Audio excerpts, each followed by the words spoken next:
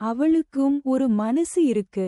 பெண் என்றாலே இப்படிதான் இருக்கணும் என எத்தனையோ விதிகளை இந்த சமூகம் எழுதி வைத்து இருக்கிறது. வெளியில் வேலை பார்த்தாலும் வீட்டுக்குள் வந்ததும் இது கடமை என மறுபடியும் வேலை அவளுக்கு தான்.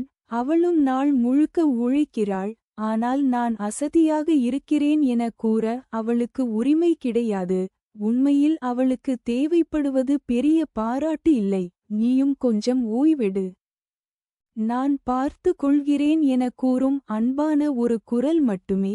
நல்ல குணம் உள்ளவர்களை எப்போது நாம் மட்டம் தட்டுகிறோமோ அன்றைக்கே நாம் அழிவை தேடிப் போகிறோம். வாழ்க்கையில் எல்லோரும் எப்போதும் நம்முடன் இருக்க மாட்டார்கள். அதனால் இருப்பவர்களுடன் அனுசரித்து வாழ்வதே நல்லது. நாளைய பொழுது எப்படி விடியும் என யாருக்கும் தெரியாது. ஒவ்வொருவரா வாழ்க்கையிலும் ஒரு தருணம் வரும். நாம் எல்லோருக்கும் கொடுத்த முக்கியத்துவத்தை ஒரு பங்கு கூட நமக்கு கொடுப்பதில்லை. அங்கிருந்து தான் நமக்குள் ஒரு மாற்றம் ஏற்படும். பேச்சு குறையும், அமைதி ஏற்படும். எனவே அவளுக்கும் ஒரு மனம் இருக்கு என்பதை உணர்ந்து சூழ்நிலைக்கேற்ப எல்லாவற்றையும் எதிர்கொண்டு சந்தோஷமாக வாழ்வாங்கு வாழ வாழ்த்துக்கள்.